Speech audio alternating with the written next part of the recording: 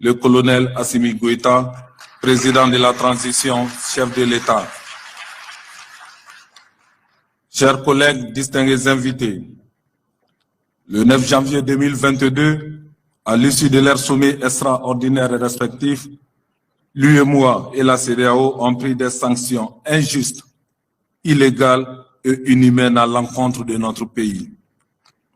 La finalité de dites mesures, comme vous le savez, était d'isoler complètement le Mali et le sevrer des ressources.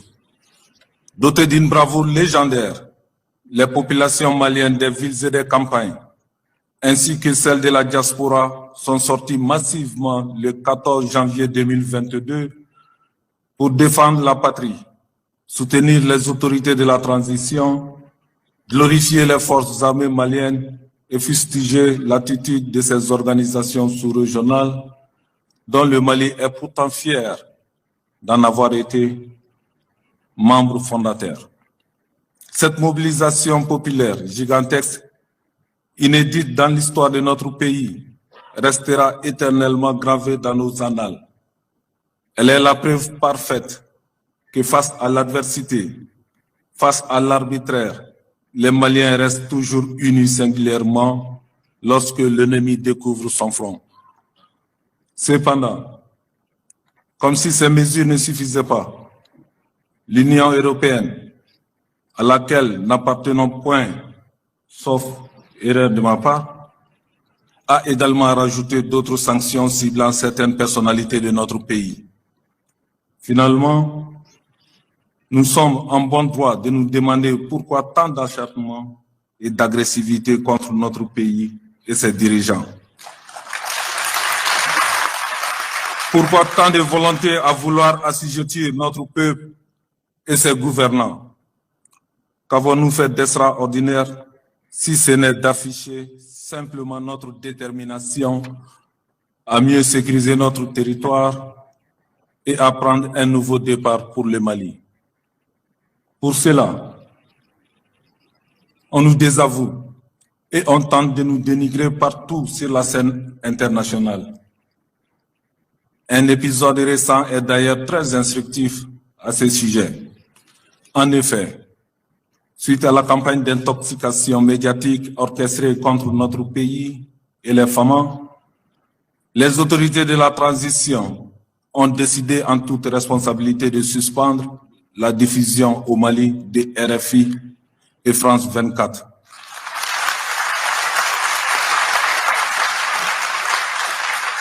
Il n'en fallait pas davantage pour pousser le président français à avouer publiquement ce que l'opinion soupçonnait depuis fort longtemps. Oui, mesdames et messieurs, cela a été juste suffisant pour exposer encore au grand jour l'influence coupable dont la CEDEAO semble faire l'objet, spécialement sur le dossier du Mali. En effet, lors de sa conférence de presse de campagne du 17 mars 2022, diffusée sur la chaîne BFM TV, le président Emmanuel Goïta, je vais dire Emmanuel Macron, excusez-moi, déclarait grosso modo sur le sujet, je cite, « J'en appelle à la CEDEAO, l'organisation régionale et à l'Union africaine pour prendre des décisions qui conviennent et que la France appuiera, comme nous l'avons toujours fait à chaque fois. Là, je compte m'entretenir dès demain avec le président Nana Akufo-Addo, président en exercice de la CEDEAO, pour l'appeler à prendre toutes les décisions utiles en la matière. » Fin de citation. Mesdames et messieurs, c'est cela malheureusement la triste réalité. C'est cela la triste vérité. C'est de cette manière sous-marine que les questions concernant le Mali sont traitées. C'est de cette même manière que des coups sont portés à notre pays pour l'obliger à rentrer dans les rats. Mais Dieu veille et les Maliens restent debout sur les remparts comme l'ont fait nos fiers dévanciers, résistants, téméraires des grands empires et royaumes du Mali. Entre-temps, les pourparlers avec la CEDEAO se poursuivent néanmoins pour accorder nos positions au seul bénéfice du Mali et de la sous-région ouest africaine, car, après tout, nous demeurons un peuple panafricaniste et un peuple de dialogue. Il est clair pourtant que le Mali ne sollicite aucunement un traitement de faveur quelconque, mais souhaite seulement être compris et traité dignement. Nous voulons juste que notre pays soit maître de sa propre destinée, qu'il puisse vivre en paix et entretenir désormais des relations bilatérales ou multilatérales de façon souveraine avec ses partenaires et ses amis. Chers collègues, distingués invités, je voudrais solennellement ici exprimer la reconnaissance et la gratitude des autorités du peuple malien à tous les pays frères et amis, à tous ceux qui, de par l'Afrique et le reste du monde, ont démontré leur solidarité agissante à l'endroit de notre pays. L'occasion est bonne pour féliciter le gouvernement qui a su mettre rapidement cette période d'embargo à profit pour diversifier les opportunités économiques du Mali. L'occasion est bonne également pour saluer toutes les initiatives prises par le gouvernement pour attaquer les sanctions économiques injustement imposées à notre pays devant la Cour de justice de l'UEMOA. Le sursis à l'exécution des dites sanctions, décidé par cette Cour le 24 mars 2022, en dit long sur leur illégalité et la force des arguments développés par l'État malien et ses avocats, à travers lesquels je félicite tout le barreau malien.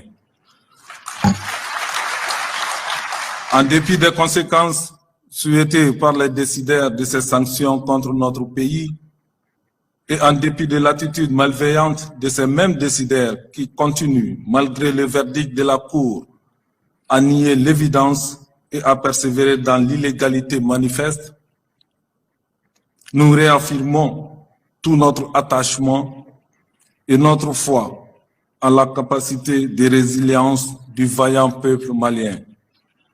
Chers collègues, mesdames et messieurs, nonobstant toutes les turbulences de parcours que connaît notre pays, force est de reconnaître que la transition malienne se poursuit sereinement et avec responsabilité vers son but ultime.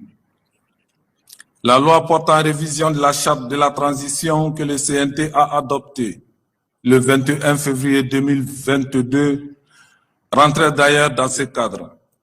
Cette révision, faut-il le rappeler, résultait de la nécessité de procéder à certains ajustements indispensables à l'atteinte des objectifs majeurs de la transition. En tout état de cause, je me dois de signaler que les autorités de la transition ne faibliront jamais pour relever les défis inscrits dans la charte révisée de la transition. Je l'ai toujours dit, et je me permets de le redire cet après-midi, l'ambition de tous les auteurs, de tous les acteurs, du changement est de faire en sorte que le Mali ne retombe plus jamais dans les erreurs et les errements du passé. En décidant d'intervenir le 18 août 2020, nous, acteurs militaires, avions déjà sacrifié notre vie pour une cause que nous croyons juste, salutaire pour la survie de notre pays. Aujourd'hui,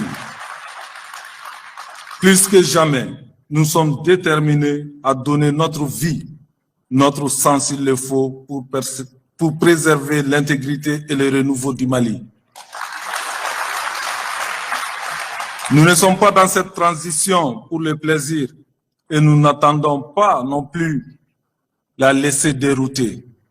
Notre souhait le plus ardent est que tous les Maliens se joignent aux autorités de la transition sous le leadership de son Excellence le colonel Assimi Goïta pour le sursaut national. D'ailleurs, pour la gestion de la transition, nous avons toujours voulu que les fils du Mali y prennent une part active. Ceux qui ont des griefs ou des appréhensions quelconques ont toujours eu la possibilité de les soumettre ou de les exposer à travers les canaux appropriés, tout en respectant les opinions des uns et des autres. J'estime que nos compatriotes doivent plutôt retenir qu'une transition mal conduite est la voie toute tracée vers d'autres remous. Que Dieu nous en préserve. Évitons donc tout acte susceptible de fragiliser la transition, singulièrement au moment où le Mali est en train de trouver sa voie malgré les épreuves et les contraintes de l'ère. À cet égard, le mieux que nous puissions faire ensemble est de continuer sur cette lancée de façon ordonnée et coordonnée afin de consolider les acquis déjà enregistrés. Nous souhaitons donc vivement que cette transition en cours soit vraiment la dernière au Mali. Donnons-nous par conséquent les moyens pour que cela soit. Chers collègues, mesdames et messieurs, sur le plan militaire et sécuritaire, le Mali, à l'instar des autres pays du Sahel, reste toujours confronté aux défis récurrents du terrorisme. Notre pays, vous le savez, a été malheureusement endeuillé ces dernières semaines par quelques attaques terroristes, dont la plus meurtrière a été celle du 4 mars 2022, ayant pris pour cible le poste militaire de Mondoro. Tout en condamnant à nouveau cet attentat lâche et ignoble, nous saluons la bravoure et la riposte énergique de nos forces qui ont permis d'infliger de lourdes pertes à l'ennemi. Nous réitérons nos condoléances émues à la nation malienne tout entière, à l'armée malienne, ainsi qu'aux familles des vaillants militaires tombés sur le champ de l'honneur. À tous les blessés, nous leur adressons également nos vœux de prompt rétablissement. Au-delà, nul doute que la physionomie de la lutte que mènent les forces armées maliennes contre les groupes terroristes a littéralement changé depuis des mois. En effet, nous notons avec satisfaction que les FAMA maintiennent avec constance leur démarche offensive de neutralisation des terroristes et de leurs nids criminogènes. Les nombreux résultats engagés sur les différents théâtres d'opération et largement salués par nos populations dénotent de la montée fulgurante en puissance de notre armée. S'y ajoute le retour volontaire de plusieurs milliers de réfugiés dans leur localité d'origine. C'est l'occasion de renouveler nos vives félicitations et nos encouragements à l'ensemble des forces de défense et de sécurité maliennes dans l'accomplissement de leur mission régalienne et républicaine. C'est aussi l'occasion de leur notifier que le CNT œuvrera toujours aux côtés des plus hautes autorités de la transition pour doter notre pays de forces armées bien formées, bien équipées, motivées, performantes et résolument engagées dans la défense de la patrie et dans la protection des personnes et de leurs biens. Sur le plan de la diplomatie parlementaire, à l'invitation des autorités de la République serbe de Guinée, notre institution a participé à la session inaugurale du Conseil national de transition de la Guinée le 5 février 2022. Pendant le séjour de la délégation que j'ai conduite moi-même, nous avons pu échanger largement avec plusieurs autorités guinéennes, y compris le président de la transition, le colonel Mamadi Doumbouya, sur des sujets d'intérêt commun. C'est le lieu de magnifier à nouveau l'élan général de solidarité et de fraternité déployé par le peuple guinéen en direction de notre pays. Merci sincèrement à nos frères guinéens qui ont su démontrer à la face du monde leur attachement profond au Mali et à nos valeurs ancestrales. Dans la même rubrique, je voudrais saluer les bonnes relations que nous entretenons avec l'Union interparlementaire UIP qui regroupe 179 parlements nationaux à travers le monde. Cette coopération fructueuse que nous avons redynamisée à travers la signature d'un nouveau protocole d'accord a permis déjà au CNT de bénéficier de l'appui de l'UIP au profit de certaines activités parlementaires et administratives. Je voudrais aussi signaler qu'une délégation du Conseil national de transition séjourne actuellement à Strasbourg dans le cadre de la 41e session de l'Assemblée parlementaire paritaire ACP-UE, dont l'ordre du jour comporte entre autres des questions intéressant notre pays. Chers collègues, distingués invités, après son installation le 5 décembre 2020, le CNT entame aujourd'hui sa 2e session ordinaire d'avril. Elle couvrira une période de 90 jours et aura à examiner en l'état actuel du tableau des saisines 30 projets et propositions de loi. Certains de ces dépôts, faut-il le souligner, sont essentiels à la refondation de notre pays. Tel est le cas du projet de loi électorale pour l'examen duquel vous voudriez bien accorder une attention particulière car constituant un des piliers de rectification de notre démocratie. D'autres saisines, non moins importantes, recevront bien entendu les traitements appropriés. Il s'agit des projets de loi relatifs à la santé, à l'éducation, à la fonction publique, au statut des fonctionnaires de la police, aux infrastructures et au code des douanes, entre autres.